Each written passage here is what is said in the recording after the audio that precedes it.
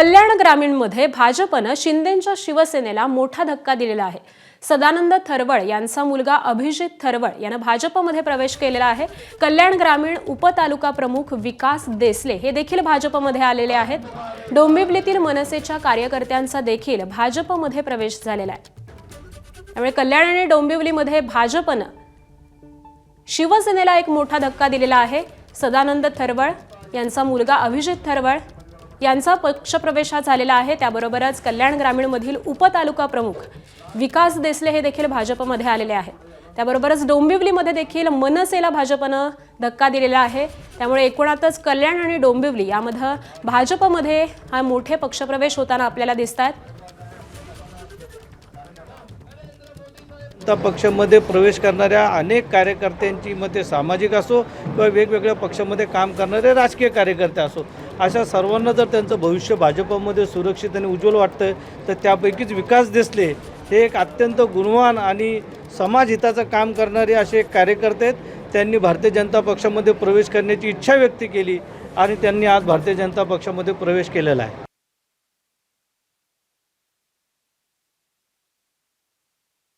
अनेक लोकांना इच्छा होते की भारतीय जनता पार्टीमध्ये काम करावं आणि आज डोंबिवलीतील एक कुशल नेतृत्व आणि देसलेपाडा या भागामध्ये मोठं काम करणारे विकास देसले आज यांनी प्रवेश भारतीय जनता पार्टीत केलेला आहे। मी त्यांचा भारतीय जनता पार्टी परिवारात खूप खूप स्वागत करतो आणि हे तर आता सुरुवात आहे। आता इलेक्शन अजून लागायचे आहे, अजून भरपूर प्रवेश भारतीय जनता पार्टीत होणार आहेत, त्याच्याकडे सगळ्यांचं लक्ष लागून आहे।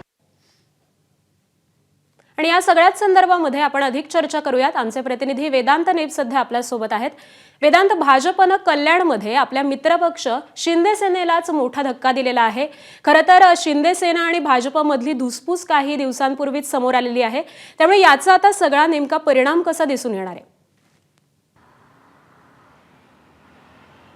आकांक्षा, मागील महिन्यामध्ये अशाच प्रकारे पक्षप्रवेश काही माजी नगर म्हणजे शिंदेच्या शिवसेनेचे जे माजी नगरसेवक होते त्यांचे पक्षप्रवेश भाजपमध्ये झाले होते आणि मोठी नाराजी शिंदेच्या शिवसेनेकडनं व्यक्त करण्यात आली होती। अगदी एकनाथ शिंदे अमित शहा यांच्या भेटीला दिल्लीत गेले होते। मुख्यमंत्र्यांसोबत सुद्धा एकनाथ शिंदे यांची चर्चा झाली होती आणि त्यामध्ये युती धर्म पाळला जाईल आणि म्हणजे शिंदेच्या शिवसेनेतील पदाधिकारी भाजपमध्ये घेतले जाणार नाही किंवा भाजपमधील पदाधिकारी नेते हे शिंदेच्या शिवसेनेत त्यांचा पक्षप्रवेश केला जाणार नाही, असा एक प्रकारे निर्णय घेण्यात आला होता।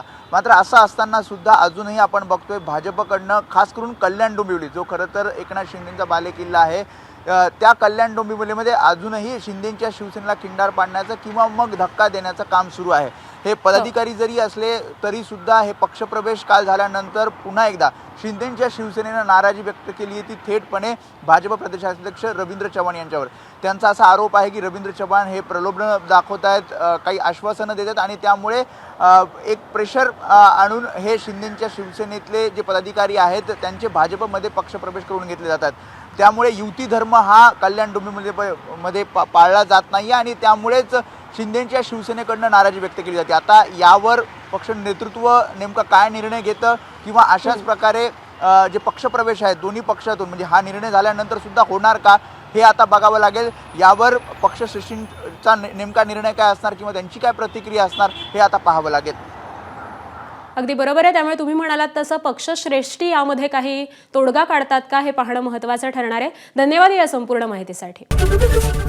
एबीपी माझा, उघडा डोळे बघा नीट।